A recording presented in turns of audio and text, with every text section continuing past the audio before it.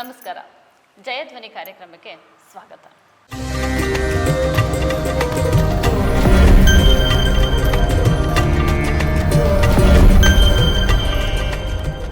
ಪ್ರಶ್ನೆ ಬಂದೇ ಬರ್ತದೆ, ಗಣಿಕೆ ಅಂದರೆ ಯಾರು?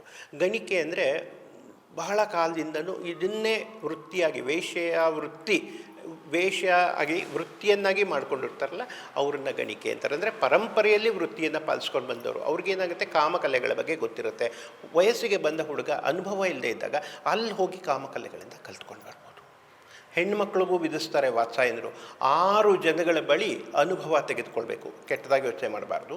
ಹೇಗಿರುತ್ತೆ ಅಂದರೆ, ಮದುವೆಯಾದಂತಹ ಅಕ್ಕ, ಅಣ್ಣನ ಹೆಂಡತಿ, ಮದುವೆ ಆಗಿರುವಂತಹ ಗೆಳತಿ, ಇವರಿಂದ ಅನುಭವವನ್ನು ಕೇಳಿ ಪಡ್ಕೊಳ್ಬೇಕು ಅಂತ ವಾತ್ಸಾಯನರು ಹೇಳ್ತಾರೆ. ಅಂದರೆ ಇಬ್ಬರಿಗೂ ಅನುಭವ ಇದ್ದರೆ ಆತನಿಗೆ ಆ ಥರದ ಅನುಭವ, ಇವಳಿಗೆ ಕೇಳಿ ತಿಳ್ಕೊಳ್ಳುವ ಅನುಭವ ಇದ್ದರೆ ಸಂಸಾರ ಚೆನ್ನಾಗಾಗತ್ತೆ ಅನ್ನೋದು ವಾತ್ಸಾಯನರ ದೃಷ್ಟಿ. ಸಂಸಾರ ಯಾಕೆ ಚೆನ್ನಾಗಾಗಬೇಕು ಅಂದರೆ, ನಾವು ಜೀವನದಲ್ಲಿ ಲೈಂಗಿಕತೆಗೆ ಬಹಳಷ್ಟು ಗೌರವ ಕೊಡ್ತೀವಿ. ಆ ಗೌರವ ಹೇಗೆ ಅಂದರೆ, ಹಿಂದೂ ಸಂಪ್ರದಾಯದ ಪ್ರಕಾರ ಅಥವಾ ನಮ್ಮ ಸನಾತನ ಧರ್ಮದ ಪ್ರಕಾರ ಅದಕ್ಕೆ ದೈವಿಕ ಭಾವ ಇದೆ. ಆ ದೈವಿಕ ಭಾವ ಇರೋದ್ರಿಂದನೇ ಗುಡಿಗಳ ಮೇಲೆ ಅವರೇನು ಮಾಡ್ತಾರೆ, ಹುಡುಗ ಮತ್ತು ಹುಡುಗಿ ಇಬ್ಬರು ಕೂಡ ಅಪಾರ್ಥಗಳನ್ನು ಮಾಡಿಕೊಂಡು ಅದರ ಬಗ್ಗೆ ನಾಚಿಕೆಯನ್ನು ಇಟ್ಟುಕೊಂಡು ಸರಿಯಾಗಿ ಜೀವನ ಮಾಡದಿದ್ದರೆ ಮಕ್ಕಳು ಹುಟ್ಟೋದು ಕಡಿಮೆ ಆಗ್ತದೆ. ಜನನೂ ಕೂಡ ಒಂದು ಶಕ್ತಿ. ಸಾಮ್ರಾಜ್ಯಕ್ಕೆ ಎಲ್ಲವುದು ಹೇಗೆ ಸಂಪತ್ತು, ಜನನೂ ಕೂಡ ಒಂದು ಸಂಪತ್ತು. ಹಾಗಾಗಿ ಜನಶಕ್ತಿಯನ್ನು ಬೆಳೆಸಬೇಕು ಅನ್ನೋ ಕಾರಣಕ್ಕೋಸ್ಕರ ಸಂಕೋಚ ಇಟ್ಟುಕೊಳ್ಳದೆ ಜೀವನದಲ್ಲಿ ಇರುವಂತಹ ಸುಖ ಅಷ್ಟನ್ನು ಅನುಭವಿಸಬೇಕು ಅನ್ನೋ ಕಾರಣಕ್ಕೆ, ಅವ್ರಿಗೆ ಸಂಕೋಚ ಇರಬಾರ್ದು ಅನ್ನೋ ಕಾರಣಕ್ಕೆ ದೇವಸ್ಥಾನದ ಗೋಡೆಗಳ ಮೇಲೆ ಈ ಚಿತ್ರಣಗಳನ್ನು ಕೂಡ ನಿರ್ಮಿಸಿರ್ತಾರೆ. ಅಂದರೆ ಇದ್ರ ಬಗ್ಗೆ ನೀವು ತುಂಬ ಸಂಕೋಚ ಇಟ್ಕೊಳ್ಬಾರ್ದು. ಇದು ನೈಸರ್ಗಿಕವಾಗಿ ನಡಿಬೇಕಾದ ಕ್ರಿಯೆ. ಇದ್ರ ಬಗ್ಗೆ ನಿಮಗೆ ತಿಳುವಳಿಕೆ ಇರಬೇಕು ಅನ್ನೋ ಕಾರಣಕ್ಕೋಸ್ಕರ ಇದನ್ನೆಲ್ಲ ಹಿರಿಯರು ಮಾಡಿದ್ದಾರೆ. ಇರಲಿ, ಇತ್ತ ಕಡೆ ಇವಳಿಗೆ ಕಾಮಕಲೆಗಳನ್ನೆಲ್ಲ ಕಲಿಸ್ತಾರೆ. ಅಂದರೆ ಮಾತೃ ದೇಶದಲ್ಲಿ ಇದೊಂದು ವಿಶೇಷವಾದ್ದು. ಆ ಮಾತೃ ಎಲ್ಲದನ್ನು ಕಲ್ತ್ಕೊಂಡಿದ್ದಾಳೆ. ಮತ್ತು ತುಂಬ ಚುರುಕಾದ ಹೆಣ್ಣುಮಗಳು. ಇವಳನ್ನು ಮೆಚ್ಚಿ ಮತ್ತು ಚಿನ್ನ, ನಿಷ್ಕಗಳು, ಮತ್ತು ತಾಮ್ರದ ಪಾತ್ರೆ, ಹಿತ್ತಾಳೆ ಪಾತ್ರೆ, ಗೋವುಗಳು ಇದನ್ನೆಲ್ಲ ಕೊಟ್ಬಿಟ್ಟು ಮಾದ್ರಿಯನ್ನು ಕೂಡ ಕೊಂಡು ತಂದು 2 ಮದುವೆಯನ್ನು ಒಟ್ಟಿಗೆ ಮಾಡ್ತಾರೆ. ಅಂದರೆ ಪಾಂಡುಗೆ 2 ಹೆಂಡತಿಯರು, ಕುಂತಿ ಮತ್ತು ಮಾದ್ರಿ ಇಬ್ಬರನ್ನು. ಕುಂತಿ ಪಟ್ಟದ ರಾಣಿ, ಯಾಕೆಂದರೆ ಅವಳು ತುಂಬ ದೊಡ್ಡ ಮನೆತನದಿಂದ ಬಂದವಳು, ಯಾದವಿ. ಜೊತೆಗೆ ಅವಳನ್ನು ಕುಂತಿ ಭೋಜ ರಾಜ ಸಾಕಿದ್ದಾನೆ, ಗೌರವದಲ್ಲಿ ಮದುವೆ ಮಾಡಿಕೊಟ್ಟಿದ್ದಾನೆ. ಹಾಗಾಗಿ ಅವಳು ಪಟ್ಟದ ರಾಣಿ ಆಗ್ತಾಳೆ. ಮಾದ್ರಿ 2ನೇ ರಾಣಿ ಆಗಿಬಿಟ್ಟು ಪಾಂಡುಗೆ ಹೆಂಡತಿಯರಾಗಿ 2 ಹೆಂಡತಿಯರ ಜೊತೆ ಪಾಂಡು ತುಂಬ ಸುಖವಾಗಿ ಇರುವಂತಹ ಕಾಲ ನಡೀತಾ ಇದೆ. ಇದರ ಜೊತೆಗೆ ನೀವು ಇನ್ನೊಬ್ಬರನ್ನ ಬಿಟ್ಬಿಟ್ರಿ. ಯಾರು? ಇವ್ರ ಜೊತೆ ಹುಟ್ಟಿದವರು ವಿದುರ. ವಿದುರನಿಗೂ ಮದುವೆ ಆಗುತ್ತೆ. ಅವ್ರ ಹೆಸರು ಪಾಸರವಿ. ವಿದುರನು ಅಲ್ಲೇ ಇರ್ತಾನ? ಅದೇ ರಾಜ್ಯದಲ್ಲಿ ಇರ್ತಾರೆ. ಅವರು ಸೂತರ ಸಂತತಿಗೆ ಸೇರ್ತಾರೆ ಅಲ್ವಾ. ಅಂದ್ರೆ ಈ ರಾಜರ ಜೊತೆ ಇರಲ್ಲ, ಇಲ್ಲಿ ಇರ್ತಾರೆ. ದಿನದ ಬೆಳಗಿಂದ ಸಂಜೆವರೆಗೂ ಧೃತರಾಷ್ಟ್ರನಿಗೆ ಜೊತೆಯಾಗಿ ಇರ್ತಾನೆ. ಧೃತರಾಷ್ಟ್ರನ ಹಿತ್ತಲು ಬಚ್ಚಲಿ ಕರ್ಕೊಂಡು ಹೋಗೋದ್ರಿಂದ ಹಿಡಿದು ಪ್ರತಿಯೊಂದು ಸೇವೆಯನ್ನು ಕೂಡ ವಿದುರ ಮಾಡ್ತಾ ಇದ್ದಾರೆ. ಆದರೂ ಅವನದಾಗಿ ಒಂದು ಮನೆ ಇದೆ. ನಾ ಹೇಳಿದೆ, ಸೂತರ ಒಂದು ಇದಿರುತ್ತೆ, ಜಾಗ ಇರುತ್ತೆ. ಜಾಗದಲ್ಲಿ ಇವ್ರಿಗೂ ಒಂದು ಮನೆ ಇದೆ. ಇವರಲ್ಲಿರ್ತಾರೆ. ಇವ್ರಿಗೂ ಮದುವೆ ಆಗುತ್ತೆ. ಆಕೆ ಹೆಸರು ಪಾಸರವಿ. ವಿದುರನಿಗೂ ಮಕ್ಕಳಾಗತ್ತಾ? ಮಕ್ಕಳಿಲ್ಲ. ಆಕೆ ಮದುವೆ ಆಗುವಾಗಲೇ ರೋಗಿಷ್ಟೆ. ಹಾಗಾಗಿ ಯಾವಾಗಲೂ ಹಾಸಿಗೆ ಮೇಲೆ ಮಲಗಿರ್ತಾರೆ. ಅವ್ರ ಹೆಸರು ಪಾಸರವಿ. ಅವ್ರಿಗೆ ಬೇರೆ ಏನು ಮದುವೆ ಮಾಡಲ್ಲ, ಅಷ್ಟೇ, ಅದೊಂದೇ ಮದುವೆ. ಪಾಪ ಅವ್ರೇನು ಬರೀ ದಾಸಿ ಪುತ್ರ ಅಲ್ವಾ, ಅವ್ರೆಲ್ಲಿರ್ಬೇಕೋ ಅಲ್ಲಿರ್ತಾರೆ. ಆದರೆ ನಿತ್ಯ ಅವ್ರಿಗೆ ತುಂಬ ಗೌರವ ಇದೆ ಅರಮನೆಯಲ್ಲಿ. ಅವ್ರ ಮಾತು ನಡೆಯುತ್ತೆ. ಆದರೆ ವಿದುರರು ಮಾತ್ರ ತುಂಬ ಒಂಥರ ಜ್ಞಾನಿಗಳು ಅವರು. ಈ ವಿದುರ ಯಾರು ಅನ್ನುವಂತಹ ಪ್ರಶ್ನೆ ನಮ್ಮೆಲ್ಲರಿಗಡೆ ಬರುತ್ತೆ. ಅಷ್ಟೊಂದು ಜ್ಞಾನ ಇವ್ರಿಗೆ ಹೇಗೆ ಬಂತು? ಇದಕ್ಕೊಂದು ಕತೆ, ಮತ್ತೆ ಇನ್ನೊಂದು ಹಿನ್ನೆಲೆ ಕತೆಗೆ ಹೋಗ್ಬೇಕಾಗ್ತದೆ. ಹೇಳಿ, ಕೇಳೋಣ. ಒಂದು ಸಂದರ್ಭ. ಈ ಸಂದರ್ಭದಲ್ಲಿ ಒಬ್ಬ ಋಷಿ ಇದ್ದಾರೆ. ಆ ಋಷಿ ಹೆಸರು ಮಾಂಡವ್ಯ ಅಂತ ಒಬ್ಬ ಋಷಿ. ಈ ಋಷಿ ತಪಸ್ ಮಾಡ್ತಾ ಇದ್ದಾರೆ. ಒಂದು ಜಾಗದಲ್ಲಿ ಕೂತ್ಕೊಂಡು ತಪಸ್ ಮಾಡ್ತಾ ಇದ್ದಾರೆ. ತಪಸ್ ಮಾಡ್ತಾ ಇದ್ರೆ ಒಂದಷ್ಟು ಜನ ಕಳ್ಳರು ಆ ಋಷಿಯ ಆಶ್ರಮದ ಹತ್ರ ಬರ್ತಾರೆ. ಋಷಿ ಅವ್ರ ಪಾಡ್ಗೋರು ತಪಸ್ ಮಾಂಡವ್ಯರು ಇತ್ತ ಕಡೆ ಹತ್ತ ಕಡೆ ನೋಡದೆ ಸುಮ್ಮನೆ ತಪಸ್ ಮಾಡ್ತಾ ಕೂತಿದ್ದಾರೆ. ಆದರೆ ಆ ಕಳ್ಳರು ಏನು ಮಾಡ್ತಾರೆ, ಹೋಗ್ಬಿಟ್ಟು ಅವ್ರ ಆಶ್ರಮದಲ್ಲಿ ಮುಚ್ಚಿಟ್ಕೊಂಡ್ಬಿಡ್ತಾರೆ. ಹಿಂದ್ಗಡೆಯಿಂದ ರಾಜಭಟ್ರು ಬರ್ತಾ ಇದ್ದಾರೆ. ರಾಜಭಟ್ರು ಬರ್ತಿರ್ಬೇಕಾದ್ರೆ ಎಲ್ಲ ಹೋಗ್ಬಿಟ್ಟು ಔಸಿಟ್ಕೊಂಡ್ಬಿಟ್ರು. ಬಂದ್ಬಿಟ್ಟು ಆ ರಾಜಭಟ್ರೆ ಕೇಳ್ತಾರೆ, ನೀನು ಇಲ್ಲಿ ಕಳ್ಳರು ಬಂದ್ರ?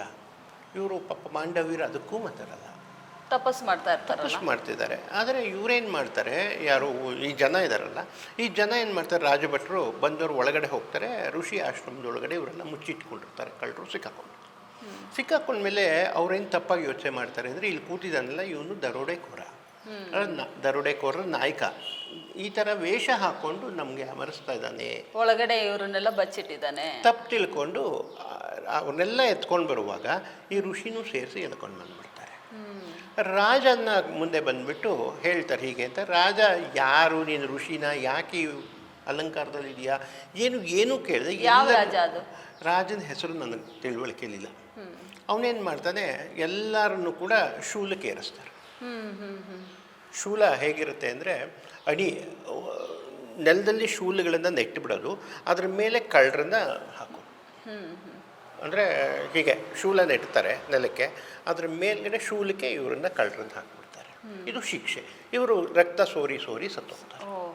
ಭಯಂಕರ ಶಿಕ್ಷೆ. ಈ ಥರ ಶಿಕ್ಷೆಯಲ್ಲಿ ಇವನನ್ನು ಕೂಡ ಋಷಿ ಅಂತಲೂ ನೋಡಿದೆ, ಇವನು ಕೂಡ ಅದ್ರ ಮೇಲೆ ಹಾಕ್ಬಿಡ್ತಾರೆ. ಇಲ್ಲಿ ಏನಾಗುತ್ತೆ ಗೊತ್ತಾ, ಈ ಶೂಲ ಇದೆಯಲ್ಲ, ಶೂಲದ ತುದಿಯನ್ನು ಅಣಿ ಅಂತಾರೆ, ಕಬ್ಬಿಣದ ಅಣಿ ಅಂತಾರೆ.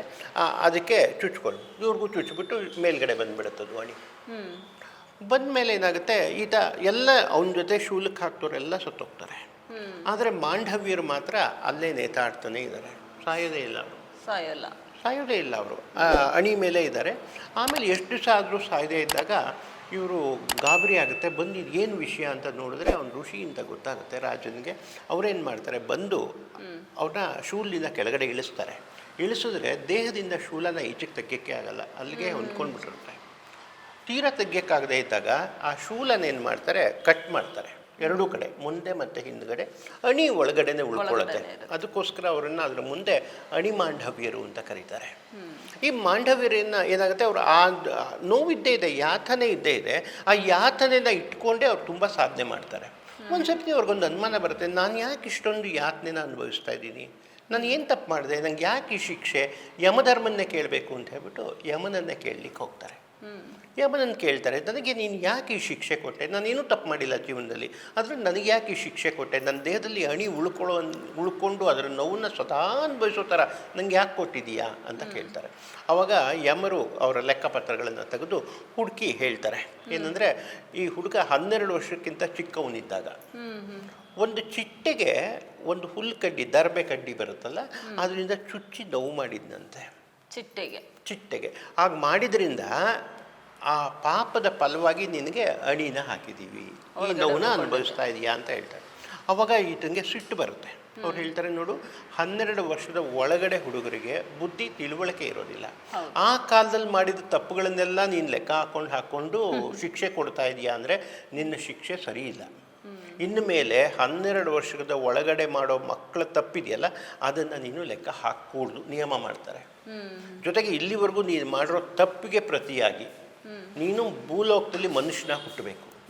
ಹುಟ್ಟಿದ್ರೆ ಮಾತ್ರ ನಿನಗೆ ಮನುಷ್ಯರ ಕಷ್ಟ ಸುಖಗಳಿಗೆ ಗೊತ್ತಾಗೋದು, ಅವ್ರು ಯಾಕೆ ತಪ್ಪು ಮಾಡ್ತಾರೆ ಅಂತ ಗೊತ್ತಾಗೋದು ನಿನಗೆ. ಹಾಗಾಗಿ ಏನೂ ಗೊತ್ತಿಲ್ಲ, ಇಲ್ಲಿ ಪೀಠ ಸಿಕ್ಕಿದೆ ಅಂತ ಹೇಳ್ಬಿಟ್ಟು ಅದ್ರ ಮೇಲೆ ಕೂತ್ಕೊಂಡು ನೀನು ಎಲ್ಲರಿಗೂ ಶಿಕ್ಷೆ ಕೊಡ್ತಾ ಇರೋ ತಪ್ಪು, ನೀನು ಬಂದು ಅನ್ಭವಿಸ್ಬೇಕು, ಮನುಷ್ಯ ಲೋಕದಲ್ಲಿ ಹುಟ್ಟು ಅಂತ ಹೇಳ್ಬಿಟ್ಟು ಹೊರಟೋಗ್ತಾರೆ, ಶಾಪ ಕೊಟ್ಟಿರ್ತಾರೆ. ಆ ಶಾಪದ ಫಲವಾಗಿ ಯಮಧರ್ಮರಾಜ ವಿದುರನಾಗಿ ಇಲ್ಲಿ ಹುಟ್ಟಿದ್ದಾರೆ ಅವರು. ಹಾಗಾಗಿ ಅವರೇನು ಅಭ್ಯಾಸ ಮಾಡಲೇಬೇಕು ಅಂತಿಲ್ಲ, ಅವರು ತುಂಬ ನೀತಿವಂತರು. ಈ ಮಹಾಭಾರತ ಪಾತ್ರದಲ್ಲಿ ಧರ್ಮರಾಯ ಎಷ್ಟೋ ಅದಕ್ಕಿಂತ ಹೆಚ್ಚಿನ ನೀತಿವಂತರು ವಿದುರ. ತುಂಬ ಗೌರವದ ವ್ಯಕ್ತಿ, ತುಂಬ ತಿಳುವಳಿಕೆ ಇರೋರು, ಮತ್ತು ಸಾವಧಾನದಲ್ಲಿರುವಂತಹ ವ್ಯಕ್ತಿ. ಆಮೇಲೆ ಅಷ್ಟೇ ನಿಷ್ಠೂರವಾಗಿ ನ್ಯಾಯ ಹೇಳುವಂತಹ ವ್ಯಕ್ತಿ ವಿದುರ. ಇಂಥವರು 3 ಜನ, ಇವ್ರ ಸಂಸಾರಗಳು ನಡೀತಾ ಇದೆ.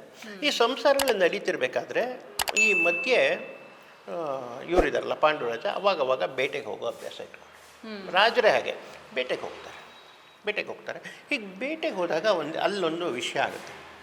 ಏನು? ಒಬ್ಬ ಕಿಂದಮ ಅಂತ ಒಬ್ಬ ಋಷಿ, ಕಿಂದಮ ಅಂತ ಒಬ್ಬ ಋಷಿ. ಈ ಋಷಿಗೆ ಅದೇನು ಇಚ್ಛೆ ಆಗುತ್ತೋ ಜಿಂಕೆಯ ರೂಪ ತಾಳಿ ತನ್ನ ಹೆಂಡತಿ ಜೊತೆಗೆ ರಮಿಸ್ತಾ ಇದ್ದಾರೆ. ಅಂದ್ರೆ ತನ್ನ ಹೆಂಡತಿನೂ ಜಿಂಕೆ ಆಗಿದ್ದಾರೆ, ಇವರು ಜಿಂಕೆ. ಋಷಿಗಳಿಗೆ ಏನು ಬೇಕಾದ್ರು, ಯಾಕಂದರೆ ತಪಶಕ್ತಿ ಆ ಎತ್ತರಕ್ಕೆ ಹೋಗಿದೆ. ನಾನು ಹಿಂದೆ ಹೇಳಿದ್ದೆ ನಿಮಗೆ, ಮನೋಶಕ್ತಿಯನ್ನು ಹೆಚ್ಚಿಸ್ಕೊಟ್ರೆ ಏನನ್ನು ಬೇಕಾದ್ರೂ ಮಾಡ್ಕೋಬೋದು. ತಪಸ್ಸು ಮನೋಶಕ್ತಿಯನ್ನು ಹೆಚ್ಚಿರುತ್ತೆ. ಹಾಗಾಗಿ ಇವರು ಕಾಮರೂಪಧಾರಣೆ ಅಂತೀವಿ ನಾವು, ಬೇಕಾದ ರೂಪವನ್ನು ಧರಿಸುತ್ತದಂಥದ್ದು ಕಾಮರೂಪಧಾರಣೆ. ಕಾಮದ ರೂಪಧಾರಣೆ ಮಾಡಿಕೊಂಡು ಇವರೇನು ಮಾಡಿದ್ದಾರೆ, ಜಿಂಕೆಯಾಗಿ ವಿಹರಿಸ್ತಾ ಇದ್ದಾರೆ. ಗಂಡ ಹೆಂಡತಿ ಇಬ್ಬರು ಮಿಥುನಗಳು ತುಂಬ ಚೆನ್ನಾಗಿ ವಿಹರಿಸ್ತಿದ್ದಾರೆ. ಪಾಪ ಪಾಂಡುಗೆ ಗೊತ್ತಿಲ್ಲ, ಯಾವುದೋ ಜಿಂಕೆ ಅಂತ ಬಾಣ ಬಿಟ್ಟುಬಿಡ್ತಾರೆ. ಬಿಟ್ಟರೆ ಅವೆರಡು ಮನುಷ್ಯರು ಅಥವಾ ಋಷಿಗಳು ಸಾಯಬೇಕಾದ್ರೆ ರಾಜ ಇದಲ್ಲ ಕಿಂದಮರು ಶಾಪ ಕೊಡ್ತಾರೆ ಪಾಂಡುಗೆ. ಇದರಲ್ಲಿ ಪಾಂಡುರಾಜಂದು ತಪ್ಪೇನಿದೆ? ಅವರು ಜಿಂಕೆ ಅಂತ ಅನ್ಕೊಂತಾನೆ ಬೇಟೆ ಆಡಿದ್ದು. ಅವರು ಋಷಿ ಅಂತ ಗೊತ್ತಿದ್ರೆ ಅವರು ಬೇಟೆ ಆಡ್ತಾ ಇದ್ರ? ಆದರೂ ಇದು ತಪ್ಪಾಗಿದ್ರು ಅವ್ರು ಏನು ಶಾಪ ಕೊಟ್ಟರು ಅವ್ರಿಗೆ? ನಿಜ, ಇಲ್ಲಿ ಪಾಂಡುವಿನ ತಪ್ಪಿರಲಿಲ್ಲ. ಆದರೆ ಪಾಂಡುವಿಗೆ ಅವರು ಶಾಪ ಕೊಟ್ಟರು. ಶಾಪ ಏನಪ್ಪ ಅಂದರೆ, ನಾನು ಇದೇ ತರಹ ನಾನು ನನ್ನ ಹೆಂಡತಿ ಜೊತೆ ವಿಹರಿಸುವಾಗ ನೀನು ನನ್ನ ಮೇಲೆ ಬಾಣ ಪ್ರಯೋಗ ಮಾಡಿದೆ ಅಲ್ವಾ, ಅದೇ ಥರ ನೀನು ನಿನ್ನ ಹೆಂಡತಿ ಜೊತೆಗೆ ವಿಹರಿಸುವಾಗ ನಿಂಗೆ ಮರಣ ಬರಲಿ ಅಂತ ಹೇಳಿಬಿಟ್ಟು ಕಿಂದಮರು ಶಾಪ ಕೊಡ್ತಾರೆ. ಈ ಶಾಪ ಸರಿನಾ ತಪ್ಪ ವಿಮರ್ಶೆ ಮಾಡೋಕ್ಕೆ ಹೋದಾಗ ಸರಿ ತಪ್ಪು ಹೇಳೋಕ್ಕಾಗಲ್ಲ. ಆದರೆ ಘಟನೆ ಅಂತೂ ನಡೆದೋಯ್ತು. ಒಂದು ಸರ್ತಿ ಯೋಚನೆ ಮಾಡಿ, ಎರಡು ಜಿಂಕೆಗಳು ಮಿಥುನ ರೀತಿಯಲ್ಲಿದ್ವು, ವಿಹರಿಸ್ತಾ ಇದ್ವು, ಒಂದನ್ನೊಂದರ ಜೊತೆಗೆ ಲೈಂಗಿಕ ಕ್ರಿಯೆ ನಡೀತಾ ಇತ್ತು, ಒಂದನ್ನೊಂದು ಅಪ್ಪಿ ಮುದ್ದಾಡ್ತಾ ಇದ್ವು. ಆದರೆ ಮನಸ್ಥಿತಿ ತುಂಬ ಸಲೀಸಾಗಿತ್ತು, ತುಂಬ ಹಗುರವಾಗಿತ್ತು. ಇಂತಹ ಸಮಯದಲ್ಲಿ ಅವ್ರ ಮೈ ಮೇಲೆ ಬಾಣ ಪ್ರಯೋಗ ಆಗುತ್ತೆ. ಋಷಿ ಮನಸ್ಸು ಆ ಕಡೆ ಇದ್ದಾಗ ಎರಡೆರಡು ಜೀವ ಹೋಗುವಂಥದ್ದು ಮತ್ತು ತಮ್ಮ ಲೈಂಗಿಕ ಕ್ರಿಯೆಗೆ ತೊಂದರೆ ಆಗಿದ್ದು, ಇದು ಎರಡು ಋಷಿಯನ್ನು ಕೆರಳಿಸ್ತವೆ. ಕೆರಳಿಸಿದಾಗ, ಮನಸ್ಸು ಕೆರಳಿದಾಗ ಬರೋದೇ ಶಾಪ. ಆ ಶಾಪ ಅಥವಾ ಏನಾಗುತ್ತೆ, ಆ ಮನಸ್ಸು ಕೆರಳಿದಾಗ ಮನಸ್ಸಿನ ಉದ್ವೇಗದಿಂದ ಹೊರಗಡೆ ಬರೋ ಮಾತುಗಳು ಶಾಪವಾಗ್ತದೆ. ಯಾಕೆಂದರೆ ನೊಂದ್ಕೊಂಡು ಸಾಯ್ತಾ ಕೊಟ್ಟಂಥ ಮಾತು ಅದು ಶಾಪ ಆಗಲೇಬೇಕು. ಇಲ್ಲಿ ತಪ್ಪು ಸರಿ ಯೋಚನೆ ಮಾಡೋ ವಿವೇಕ ಆತನಿಗೂ ಇರಲ್ಲ, ಪಾಂಡುಗೂ ಇರಲ್ಲ. ಪಾಂಡುಗೆ ಹೇಗೆ ನಾವು ಯೋಚನೆ ಮಾಡ್ತೀವಿ, ಹೌದು ಅದು ಮನುಷ್ಯ ಅಂತ ಗೊತ್ತಿಲ್ಲದೆ ಬಾಣ ಬಿಟ್ಬಿಟ್ಟ, ಅದಕ್ಕೋಸ್ಕರ ಸತ್ತೋದ್ರು ಅಂತ ಪಾಂಡು ಪರವಾಗಿ ಹೇಳೋದಾದರೆ, ಇವ್ರಿಗೂ ಅಷ್ಟೇ ಸಾಯೋ ಸಂದರ್ಭ, ನಾವೇನು ತಪ್ಪು ಮಾಡಿದ್ವಿ, ನಮ್ಮೇಲೆ ಬಾಣ ಬಿಟ್ನಲ್ಲ, ಹಾಗಾಗಿ ನಿಟ್ಟುಸಿರಿನ ಮಾತುಗಳು ಶಾಪವಾಗಿ ಪರಿವರ್ತನೆ ಆಗ್ತದೆ. ಇಲ್ಲಿ ಕಿಂದಮರದು ತಪ್ಪು ಅಥವಾ ಪಾಂಡುದು ತಪ್ಪು ಹೇಳೋದಕ್ಕಿಂತ ಪರಿಸ್ಥಿತಿಯ ಮೇಲೆ ಈ ತಪ್ಪಿನ ಹೊಣೆಗಾರಿಕೆಯನ್ನು ಹಾಕಬೇಕಾಗ್ತದೆ. ನಮ್ಮ ಮೇಲೆ ಬಾಣ ಬಿಟ್ಟ ಮೇಲೆ ನಾವು ಶಾಪ ಕೊಡೋದು ಸರಿಯೇ ಅಲ್ವಾ? ಅವನು ಯಾವ ಉದ್ದೇಶ ಇಟ್ಕೊಂಡು ಕೊಟ್ಟನೋ ಅದು ಬೇರೆ ಪ್ರಶ್ನೆ. ಕಿಂದಮ ಋಷಿಗಳು ತಪ್ಪು ಮಾಡಿದ್ರು ಅಂತ ಹೇಳೋಕ್ಕೆ ಸಾಧ್ಯನೇ ಇಲ್ಲ. ಅವ್ರಿಗೆ ಕಾಮರೂಪ ಧಾರಣೆ ಮಾಡುವ ಶಕ್ತಿಯನ್ನು ಪಡ್ಕೊಂಡಿದ್ರು. ಜೊತೆಗೆ ಆ ಖುಷಿ ಇತ್ತು ಅವ್ರಿಗೆ, ತಾವು ಬೇರೆ ಬೇರೆ ರೂಪಗಳಲ್ಲಿ ವಿಹರಿಸಬೇಕು, ಖುಷಿ ಇತ್ತು.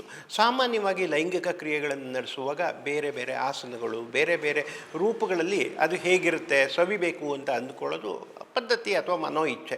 ಆ ಇಚ್ಛೆ ಕಿಂದಮರಿಗೂ ಇತ್ತು. ನಾವು ಜಿಂಕೆಗಳಾಗಿ ವಿಹರಿಸಿದ್ರೆ ಹೇಗಿರುತ್ತೆ, ಹೀಗೆ ಮಾಡಿದ್ರೆ ಹೇಗಿರುತ್ತೆ, ಆ ಥರ ಮಾಡಿದ್ರೆ ಹೀಗೆ, ಇದೇ ರೀತಿಯಲ್ಲಿ ಆತ ಜಿಂಕೆಯಾಗಿ ವಿಹರಿಸ್ತಾ ಇದ್ರು. ಅದು ಅವ್ರ ಶಕ್ತಿ ಮತ್ತು ಅವ್ರ ಇಚ್ಛೆ. ಅವ್ರು ಹಾಗೆ ಮಾಡ್ಕೊಂಡಿದ್ದನ್ನು ತಪ್ಪು ಅಂತ ನಾವು ಹೇಳೋಕ್ಕಾಗಲ್ಲ. ಆದರೆ ಶಾಪ ಅಂತೂ ಬಿತ್ತು, ಇದು ಪರಿಸ್ಥಿತಿಯ ಮೇಲೆ ಹಾಕ್ಬಿಡೋಣ.